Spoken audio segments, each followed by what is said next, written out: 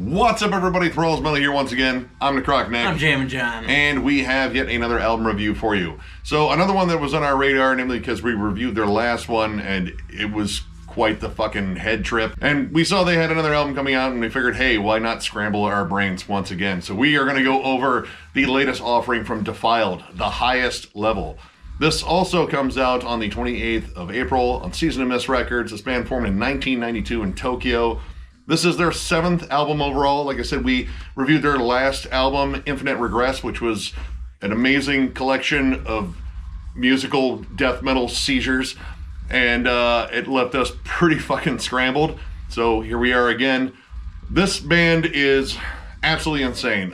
Technical, brutal, death metal, very, very strange. Lots of lineup changes in this band. The only original member, Yusuke Sumita, is the only one that's been around since 1992 and keeping this thing going. And good job. Wow. All right, man. I feel like I needed to mentally prepare myself for this band because I do own at least 4 of their albums, and they are all batshit crazy. And for some odd reason, every time a new one comes out, I was like, hey, maybe this is the one where they maybe calm down a little bit. And man, it's not. I'm full of shit. That's ridiculous. What? My only assumption would be is like if you took meth and mushrooms at the same time. Now, I've never taken meth. I have taken a few mushrooms, but I don't know how to describe it. This whole album is just like, what the fuck?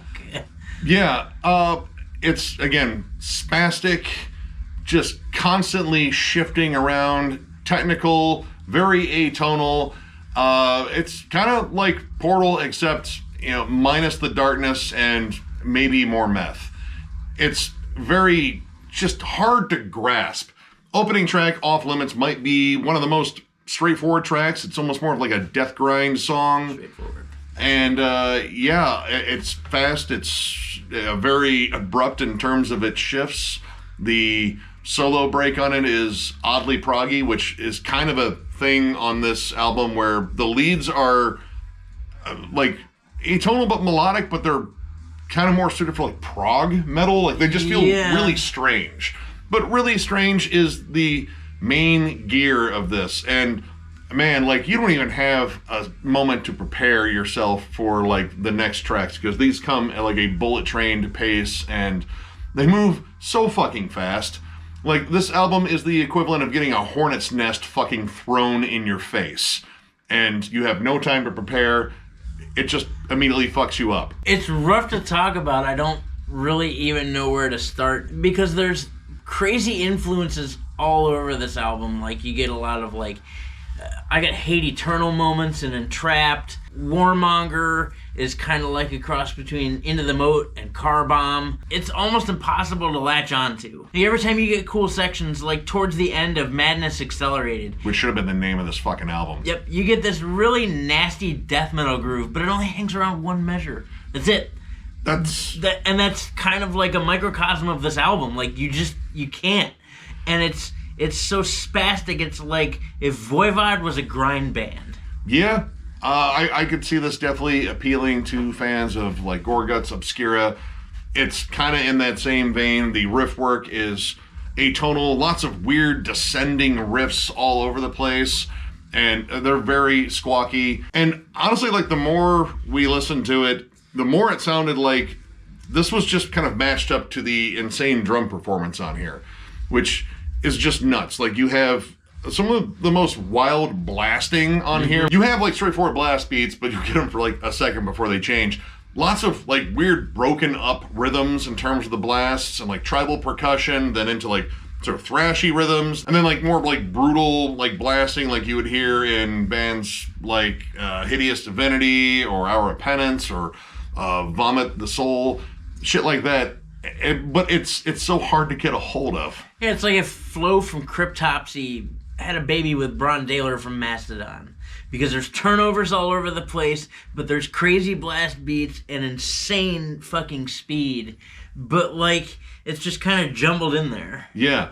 A good example, the song Inquisition, which actually ended up being one of my favorites. It's a little bit more blackened, like the Portal comparisons are kind of there. The song is essentially one big drum fill.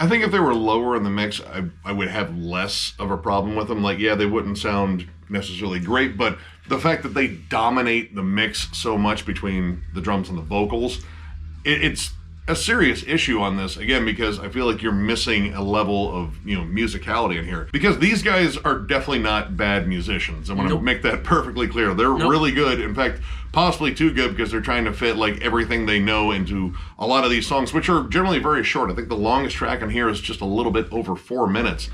But when they do show off like the musicality and songwriting and kind of slow it the fuck down, it really turns out well. Namely on tracks like The Last Straw, Red World, and The Requiem. I think those 3 tracks are probably the best 3 on here, and they come in a run, which is awesome, because at that point, you're still trying to figure out what the fuck happened to your brain on the last, 11. Yeah, at that point, my brain was so tired of trying to piece everything together that it was nice to have a moment to breathe. And I don't want to state that these songs weren't without chaos, because they weren't. There were still chaotic moments. But these seemed a little bit more cohesive in the sense that they were able to hold on to a theme. Like, The Last Straw is doomy and dark and melodic and holds on to a pattern for more than just a measure. And even if it deviates, it still has this crawling riff behind it that kind of gels it together. And I think they're set up better, too, just in terms of the dynamics. Like, The Last Straw leads in with a more sinister, slow opening. It's more of a builder, because a lot of these songs just explode into a shit fit, and you're like, like the Tasmanian Devil. Yeah, pretty much. And it just shits itself all in your fucking eardrums, and you're like, well, what happened? Was I violated? But it does eventually get into the more chaotic stuff they do, but it feels more restrained on that song. And just a little bit of restraint kind of makes this more listenable. Because listenability is just kind of an issue here. Even if you are a giant fucking tech head when it comes down to technical music, this kind of borders more on the strange and avant-garde, honestly. But again, when they break it up a little bit more and kind of hang on to measures, it makes this infinitely more listenable. The Requiem, another slow builder. I like the tribal drums on it. The whole mood is different. It's just dark and sinister versus just batshit crazy. And instantly more memorable. There are some cool dissonant melodies on there, and even leads on there that I think are quite exceptional. But, again, the rest of the time, you're getting those things in small doses, and then they just fuck right off into what the fuck ever they're doing on that next little movement. And the vocals, while static, I kind of like the odd vocal patterns, because that's the only way to match up to this music. The frontman has an interesting meter, and he's also playing bass, so, props to you if you can do this live, because I don't get it. Yeah, I kind of want to see this, to be honest. I'm going to be honest, I want to see it. But, yeah, the odd meter kind of works, because, there's no one to find. There really isn't. You go looking for one, I found a 3.5, a 7, and the letter H. I'll start here, I guess. But I think the vocal patterns kind of do get similar from song to song, because a lot of these songs really do run together, because, again, there's not a lot of hooks to really hold on to make these songs stand out. Like I said, it wasn't until the end where you had a run of 3 songs that really just had different dynamics and actually explored melody a little bit more, because melody is done very, very, very sparingly on here. But, there's some good moments, again, in the Status Quo, which I think is a pretty solid song, and Inquisition, I think, is actually one of the best on here. But yeah, this was just, I don't know, it was just difficult to listen to, but at the same time, I was kind of drawn in because of how strange it is, and that's just kind of the vibe that Defiled puts off. Again, I own multiple albums by them, and every time I listen to them, I kind of go, what the fuck just happened? But I think that's kind of the appeal with them. Overall, I'm going to give this 2.5 stars, and I think it would be a 3 if not for the mix really hampering this. There are some things you really need to keep under control on here in order for the music to breathe. Drop the drums, beef up the guitars, because I feel like the guitar tone was really thin. And yeah, maybe move the vocals back a little bit. The mix, I think, is very important in terms of technical music, because you need to be able to hear all the stuff going on. And here it became kind of a muddy, chaotic mess. But at the same time, the musicianship, while it is absolutely insane, like, I don't fully fucking understand this. Like, this is like someone handing me a massive trigonometry or fucking calculus problems. They here, solve this in 2 minutes. That's how we met. Yeah. Well, it was algebra 2 for me. It was still the failure of math. And here we are failing at math once again, Yep. albeit in musical form. But yeah, I mean, it does draw you in. It is technically impressive, and when they do lay on some hooks, they're really fucking good. But there's not enough of that for me to really latch onto on here, so kind of falls to a 2.5. I still urge you to check it out if you are like fucking in love with Gorguts Obscura. You're probably gonna dig this. Definitely for fans of Cryptopsy, Hate Eternal, and just whatever other batshit crazy music out there that I can't think of. Yeah, it's this. So check it out. As poor as the mix was, and as strange as the songs were, I personally was grossly entertained. It's a 3 for me. I really had trouble latching on to about 85% of this. But within those moments that I couldn't latch onto it, I still found things I enjoyed. Namely, the influences here. Because you've got things like Cryptopsy and Voivod and Hate Eternal and Napalm Death and Into the Moat and Car Bomb. And these are all things that I love. It was put together so oddly. It was so fucking weird. But in that weirdness, I found entertainment. The last few songs are really kind of fucking killer. It was a bright, shining moment in a world of murky confusion. Well, minus the speech, which is the 34-second outro where it's just weird synths. Weird political laughing. Yeah, there's some weird laughter. I think the album laughed at us. I think it laughed at us at the end, and honestly, if you look at the opening track called Off Limits, it pretty much told us to fuck off right away. Yeah. So, yeah, no, it's weird. But overall, I thought it was kind of interesting. You know, the last one we did was kind of interesting in a crazy sort of sense, but this is a little bit more unhinged. I don't want you to think that that we're insane and you're gonna listen to this and you're gonna pick up on it, because you won't.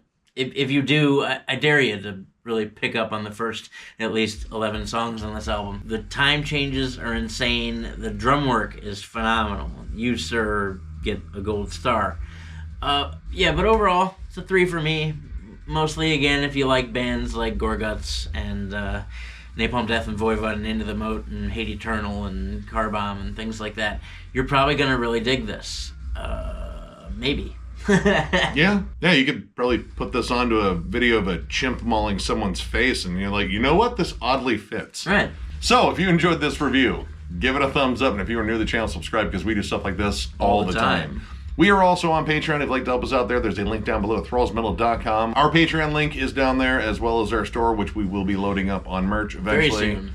So, yeah, we just got to kind of hammer out some details in terms of what we're doing. And, usually this is the part where we talk about Denver Death Fest, but that already happened, so it feels weird and awkward at this point. It's fucking cool. So, yeah, I mean, we're kind of back to the point where we can get back and focus a little bit more on the channel and focus on bringing you some cool content, which there's definitely a fuck ton of it lined up.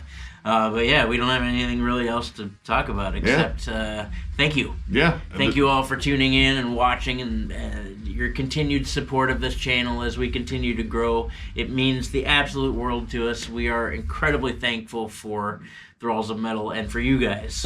We love that you still tolerate us. It's actually quite amazing. Yeah. Even my mom doesn't tolerate me that much. If you really want to know, she doesn't. I hear a lot of "shut up, Nick," which the more you get to know Nick, it makes total sense. Those words come from my mouth as well. But really, thank you to all of you. We grossly appreciate it. And with that, we will catch you later.